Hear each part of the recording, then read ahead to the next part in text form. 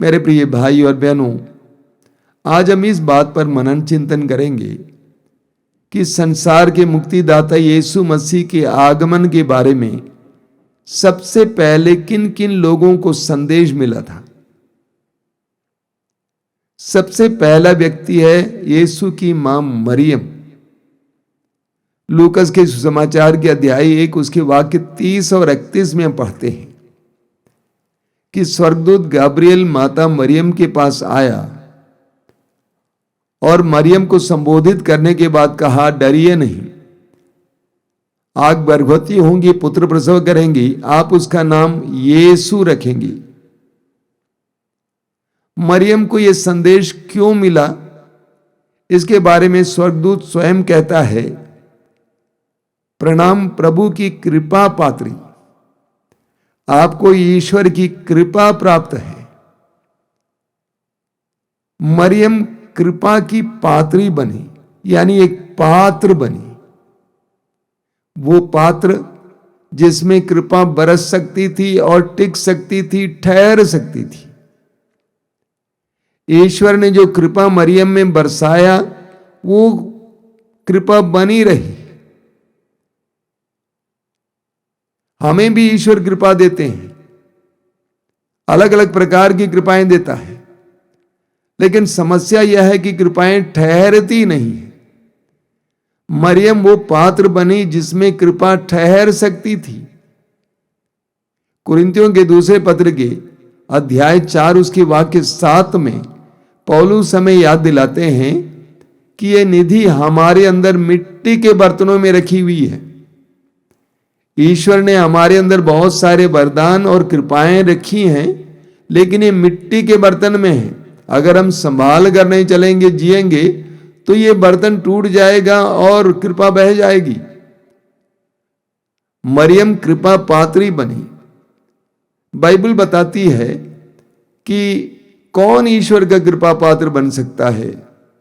इब्रानी अध्याय 11 वाक्य 6 में बार बार हमने सुना है, पौलुस कहते हैं, विश्वास के अभाव में कोई भी ईश्वर का कृपा पात्र नहीं बन सकता है।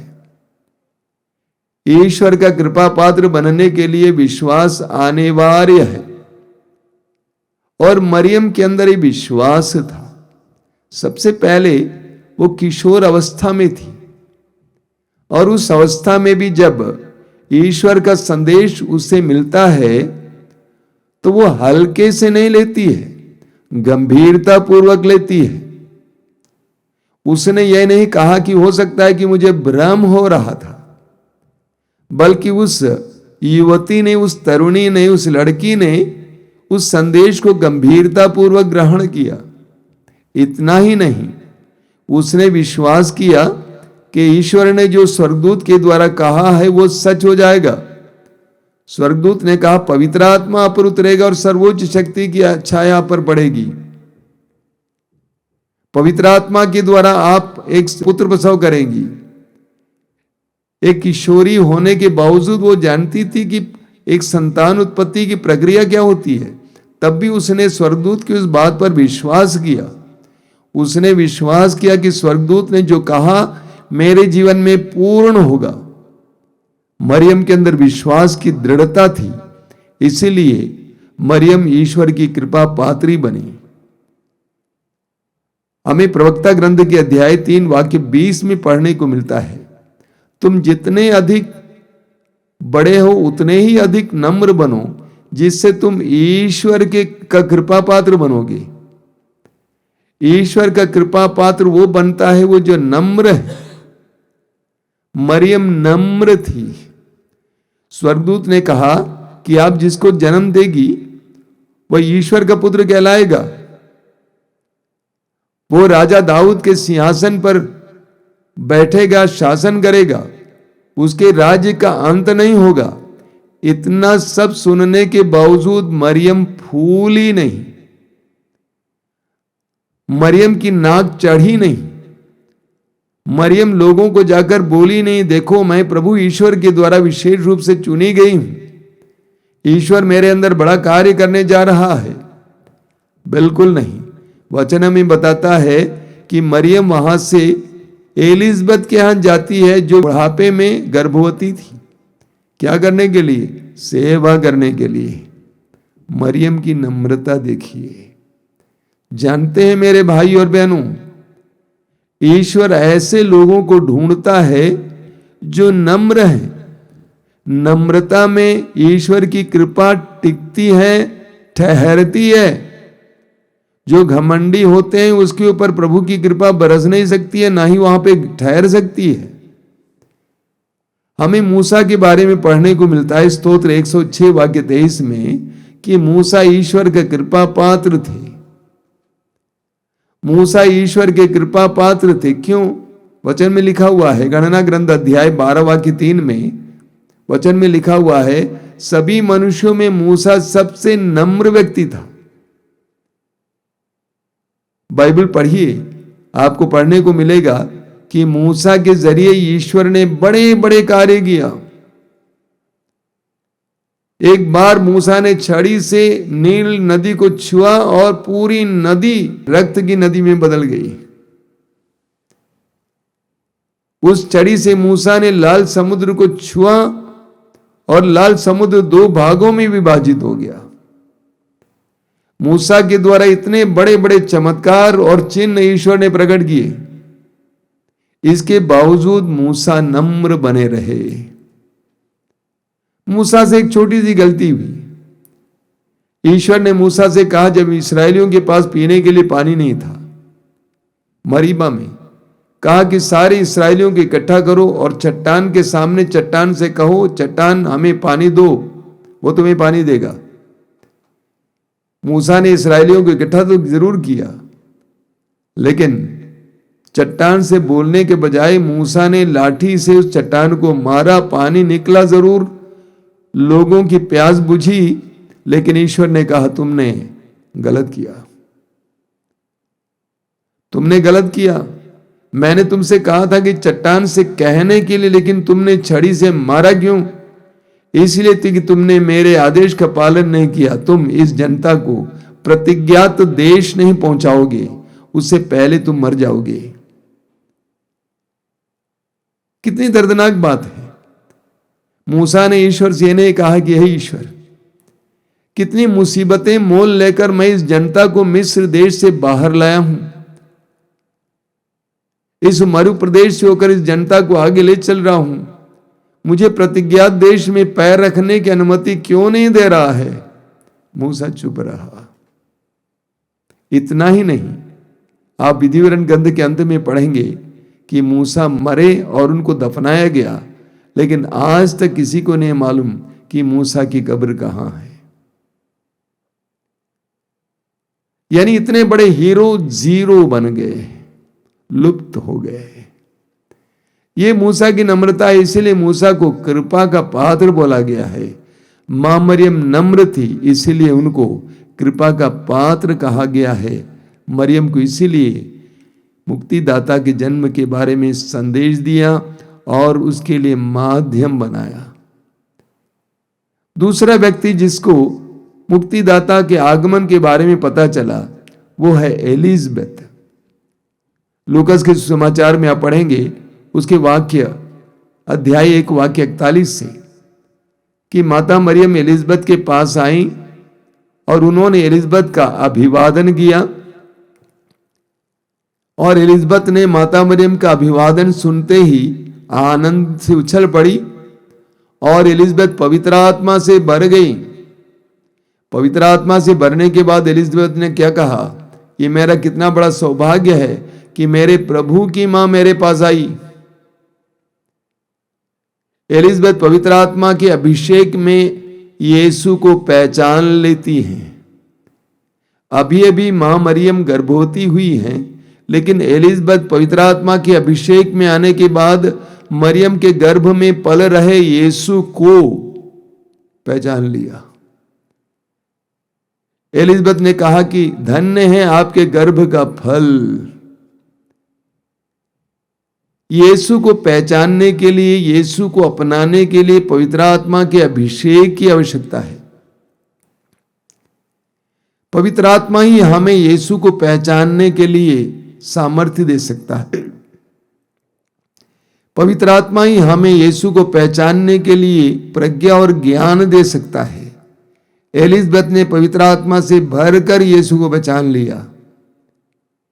तीसरा व्यक्ति जिसको यीशु के जन्म के बारे में संदेश दिया गया वो है मरियम के पति यूसुफ। हम पढ़ते हैं मत्ती के समाचार के अध्याय 1 उसके वाक्य 20 और 21 में। यूसुफ को पता चला कि मरियम गर्भवती है और यूसुफ को नहीं मालूम था कि मैं क्या करूं।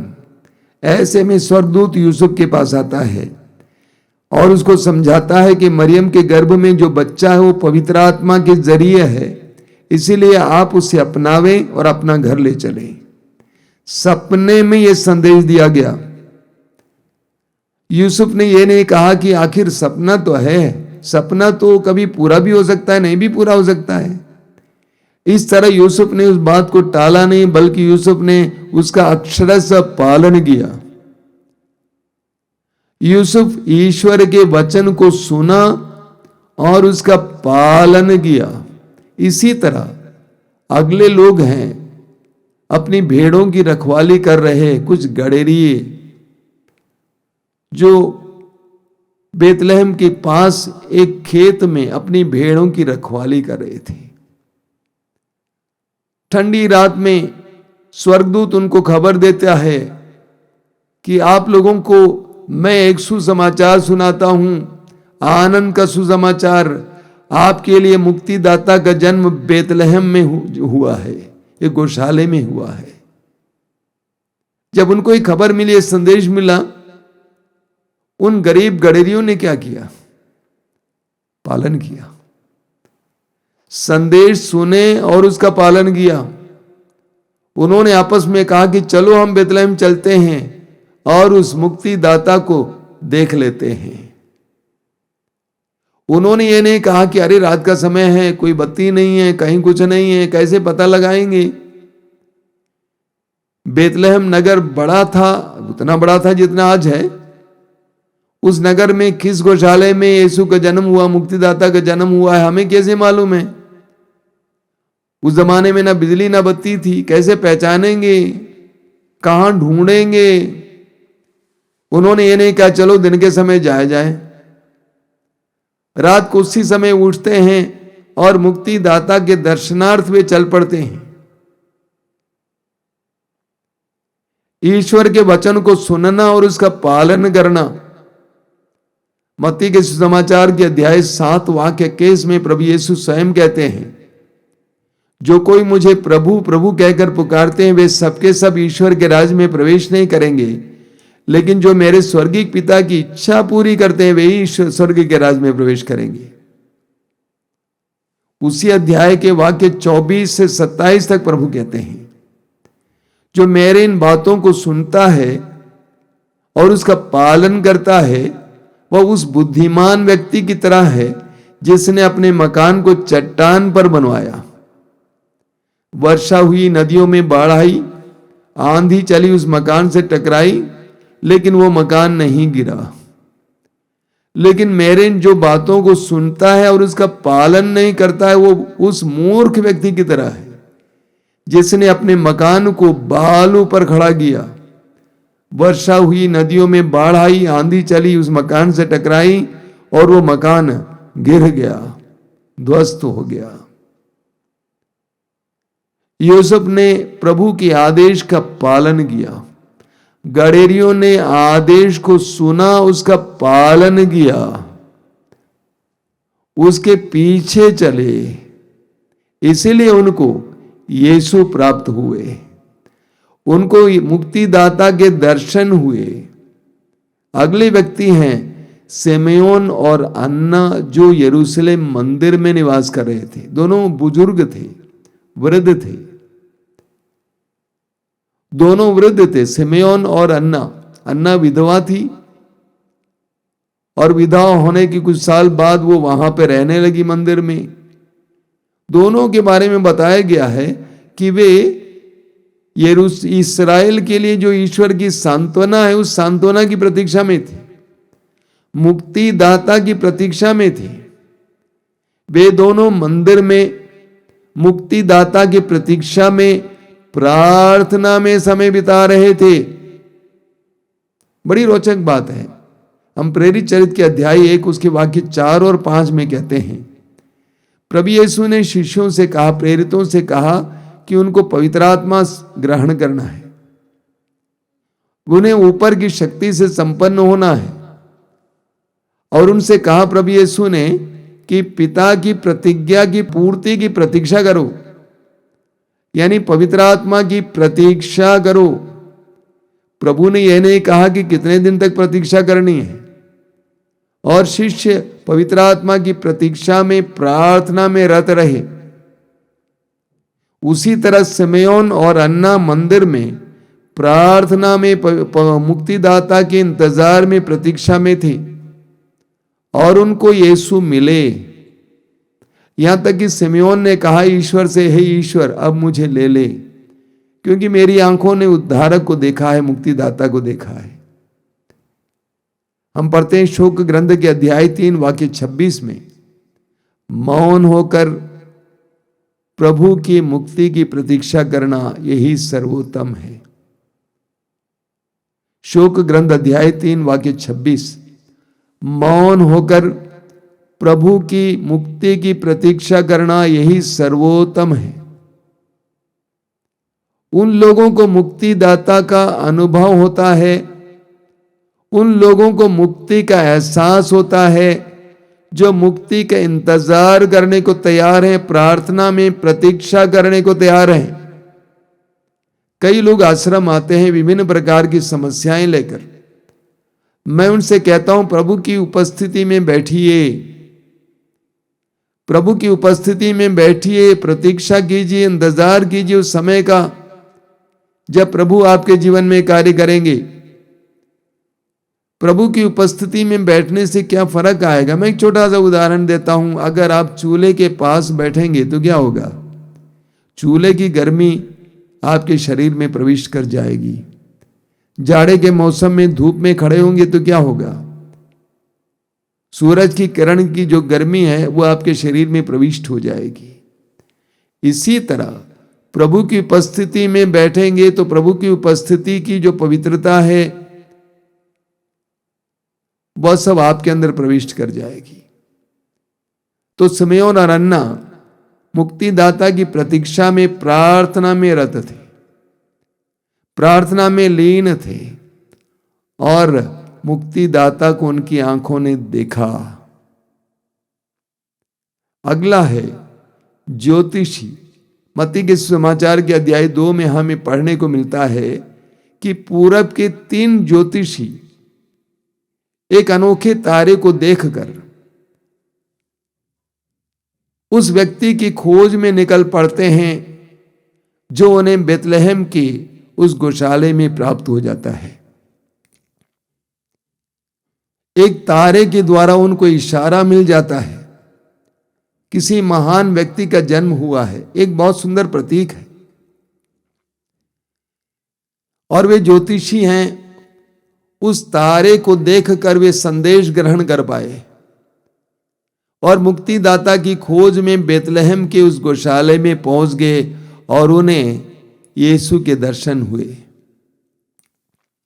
मत्ती के सुसमाचार में स्वयं प्रभु यीशु कहते हैं अध्याय 6 वाक्य 33 में, तुम सबसे पहले ईश्वर के राज्य और उसकी धार्मिकता की खोज में लगे रहो, बाकी चीजें तुम्हें यूं ही मिल जाएंगी।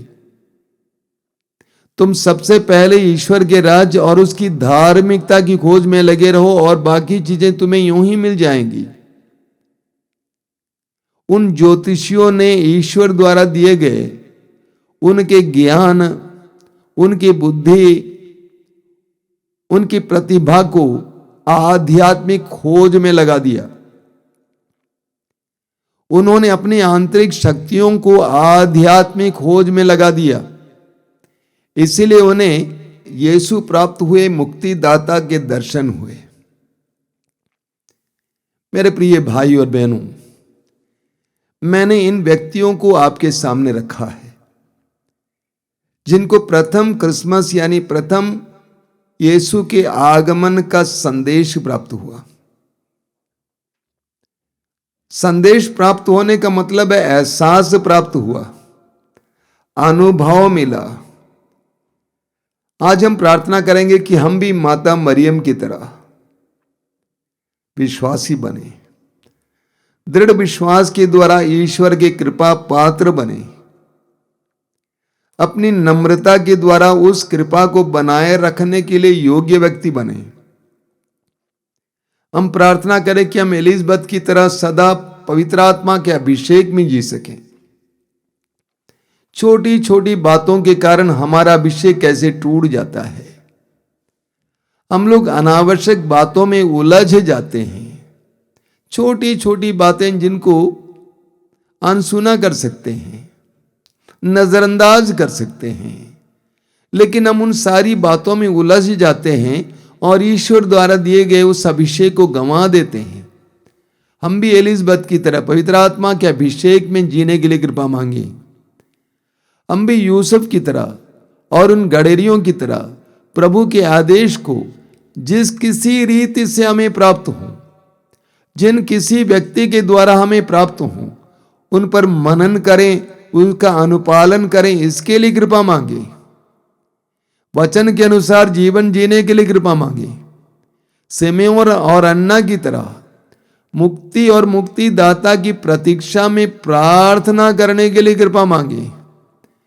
प्रतीक्षा करना जरूरी है, प्रार्थना करना जरूरी है।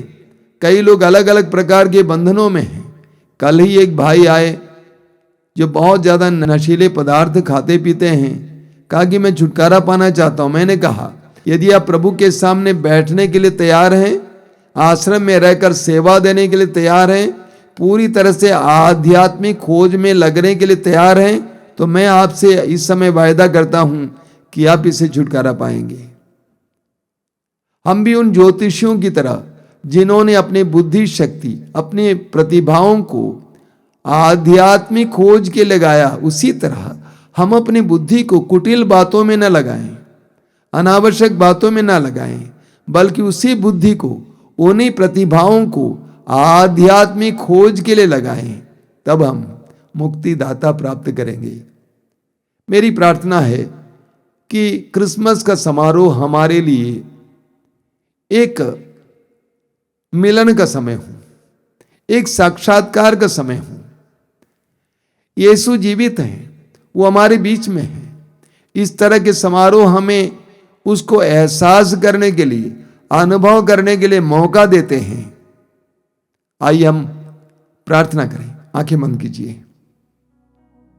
धन्यवाद देते हैं प्रभु इन पलों के लिए,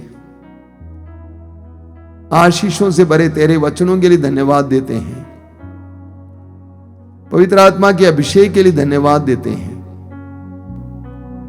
प्रभु यीशु 2000 वर्ष पहले तो इस संसार में उतर आया, हमारे इस पापी संसार को बचाने के लिए,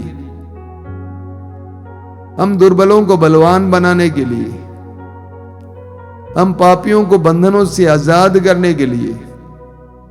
प्रभु यीशु हमें भी तैयार कीजिए, ताकि वास्तव में हम तुझसे मिलें, तेरा एहसास करें, तेरे साथ जुड़ें, हमारा जीवन भी सुखमय बने।